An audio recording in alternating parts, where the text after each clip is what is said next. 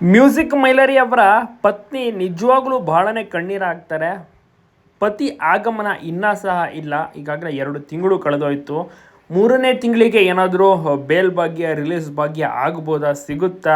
ಪಾಪ ಲಾಯರ್ ಸಹ ಪ್ರಯತ್ನವನ್ನು ಪಡ್ತಾ ಇದ್ದಾರೆ. ಬಟ್ ಈ ಒಂದು ಕೇಸ್ ತುಂಬಾ ಸ್ಟ್ರಾಂಗ್ ಇರುವಂಥ ಕಾರಣ ಬೇಲ್ಗೆ ಅಪ್ಲೈ ಮಾಡಿದ್ರು ಅದು ಆಗ್ತಾ ಇಲ್ಲ.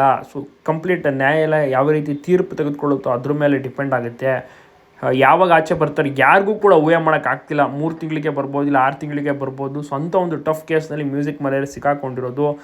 ನಿಜವಾಗ್ಲೂ ತಪ್ಪು ಮಾಡಿದ್ದಾರೋ ಇಲ್ವೋ, ಇವರನ್ನು ಕೇಳಿದ್ರೆ ನಾನು ತಪ್ಪು ಮಾಡಿಲ್ಲ ಅಂತಲೇ ಹೇಳ್ತಾ ಇದ್ದಾರೆ. ಬಟ್ ಆ ಹುಡುಗಿ ಕೊಟ್ಟಿರುವಂಥ ಒಂದು ಸ್ಟೇಟ್ಮೆಂಟ್ ತಪ್ಪು ಮಾಡಿರುವ ಹಾಗೆಯೇ ಕಾಣ್ತಾ ಇದೆ.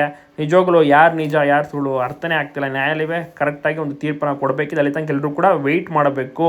ನ್ಯಾಯಾಲಯಕ್ಕಿಂತ ಕಾನೂನಿಗಿಂತ ದೊಡ್ಡವರು ಯಾರು ಕೂಡ ಇಲ್ಲ. ಪಾಪ ಪತ್ನಿ ಕೂಡ ಬಹಳಷ್ಟು ಕಣ್ಣೀರು ಹಾಕ್ತಾ ಇದ್ದಾರೆ. ಬಟ್ ಏನೂ ಮಾಡೋಕ್ಕಾಗಲ್ಲ, ವಿಧಿಯ ಆಟ. ಟೈಮ್ ಅನ್ನೋದು ಹೀಗೆ ಕೆಟ್ಟರೆ ಏನು ಮಾಡೋಕ್ಕಾಗೋದಿಲ್ಲ. ಮಗು ಬೇರೆ ಇದೆ. ಸೊ ಎಲ್ಲರೂ ಕೂಡ ಕೇಳ್ತಾರೆ ಯಾವಾಗ ರಿಲೀಸ್ ಅಂತ. ಆದರೆ ಅವ್ರಿಗೂ ಕೂಡ ಕೊಡೋಕ್ಕೆ ಉತ್ತರವೂ ಸಹ ಇಲ್ಲ. ಸೊ ಹೀಗಾಗಿ ತುಂಬಾ ನೋವನ್ನು ಅನುಭವಿಸ್ತಾ ಇದ್ದಾರೆ ಅಂತ ಹೇಳ್ಬೋದು.